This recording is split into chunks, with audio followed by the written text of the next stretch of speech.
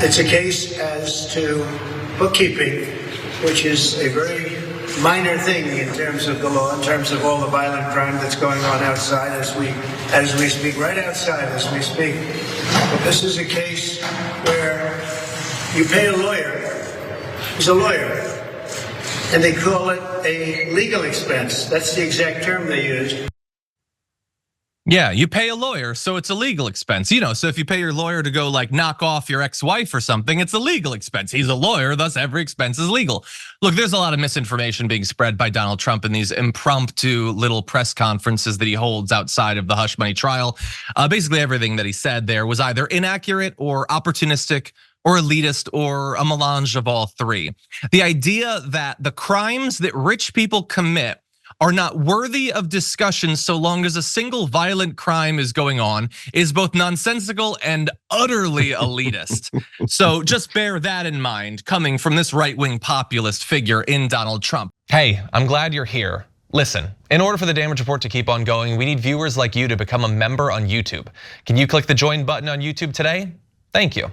But I know that you likely, like me, are probably overwhelmed by all of the developments in the hush money case. So much happens on a daily basis. So much is happening right now as we're recording this that we thought it was worth stopping for just a moment in the early days of this thing and making sure that people know what is being alleged. Because you're gonna hear from all these witnesses.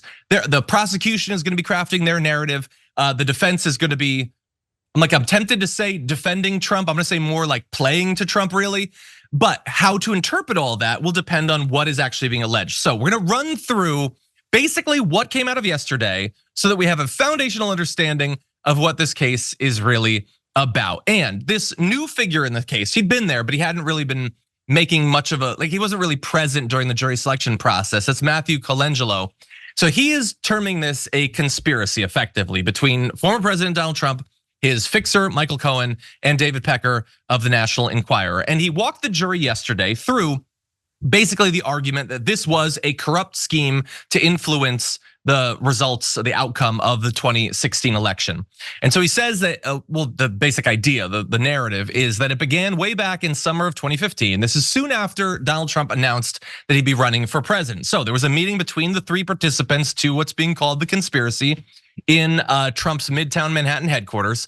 And they hatched what the prosecutor is calling the Trump Tower conspiracy, which you're gonna hear a lot about. The idea was to watch out for any damaging stories about Mr. Trump and then hide them from voters. And they, for some reason, these three men thought, you know what, there might be a few damaging stories. And it turned out that they were right. There were a lot of them. Some of them proved not to be true. The story of Donald Trump fathering a child out of wedlock turned out not to be true. The stories of him fathering children within the confines of marriage and then utterly ignoring them for the rest of their life, those did turn out to be true, but not the first one about the fake child. Anyway, once Donald Trump was elected and had to repay Michael Cohen for helping to kill some of these stories through hush money payments, there were also concerns about his unwillingness or untimeliness in repaying the National Enquirer as well.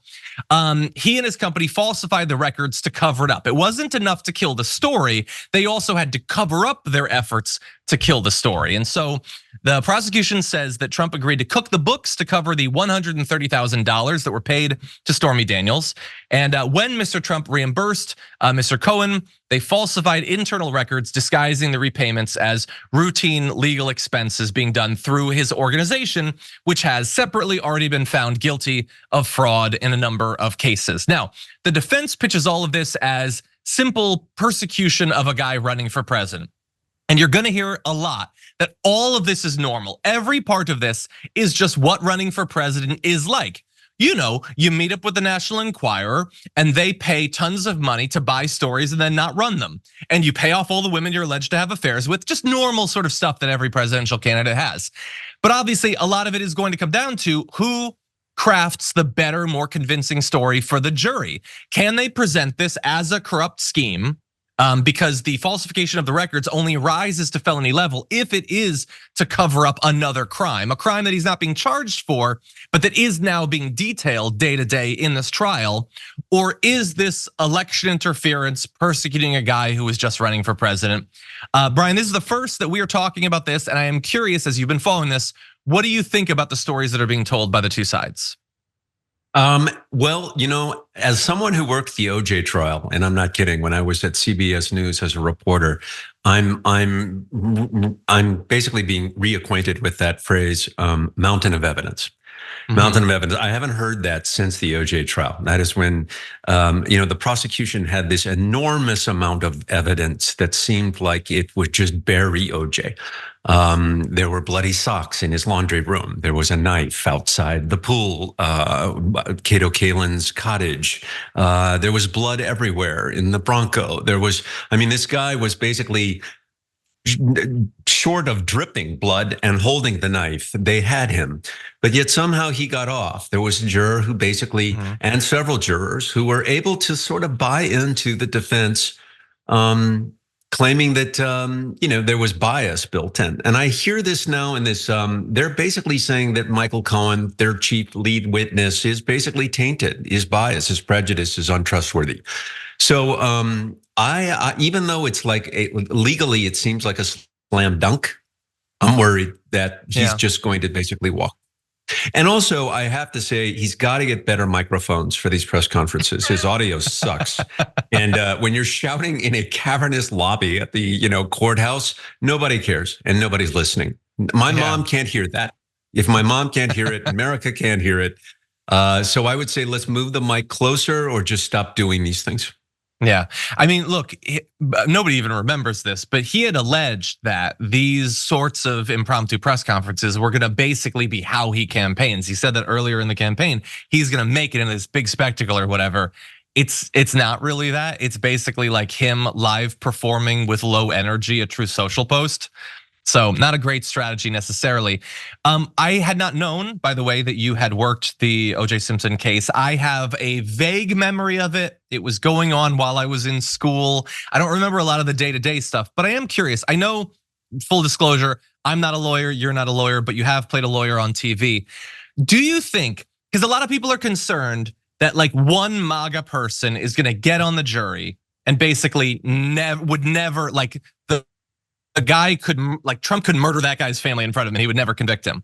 But I am curious, in these sorts of cases where they're in a room and they're discussing, do you think that maybe a person might right now think I would never convict him under any circumstances? But once you're having those conversations, is there a social pressure? Is there like a jury pressure to be reasonable maybe? What do you think? I do. I think like, the OJ, if you're going to make comparisons to it, the OJ trial probably when it started, I think they would have convicted him. But as the narrative gets elevated to something very far away from the facts that are being like debated, and it starts to turn into a different narrative, which is someone on that jury could start buying into an idea that basically this is election interference and that Michael Cohen is very untrustworthy. He's already been to jail once. Like if the prosecution does their job, which they're, probably, I wouldn't underestimate them, and they can get people to look away from the facts, then he is fine. He'll walk away. Just as the jury did for OJ. They started buying into and then the revenge for the Rodney King and the outcomes there that they were basically like rebelling against and wanted to sort of thumb their nose at the justice system. The further you get away from the facts, the more you sort of start buying into their narrative, the more danger will be for this prosecution. Yeah. I'm not a legal expert, and I do play. I am an expert in bird law, and I know these things. But I was at the OJ trial, and I was there, and I listened to the testimony every day, and I was in Los Angeles for the entire thing, and I was convinced he would be guilty because I bought into just nothing but the facts. But then we all learned a different story or a lesson from this: is that the narrative can be something completely different for the jurors. 100%. Yeah, and I think that we're all well aware after the last decade or so that facts have very little to do with anything that happens anymore. So yeah, I think that there is a mountain of evidence. I think it's compelling. That does not mean that he's necessarily going to jail. So everyone out there, prepare for that. When you click the join button and become a tier 2 member, you get access to all of our weekly top 10 lists. What are you waiting for?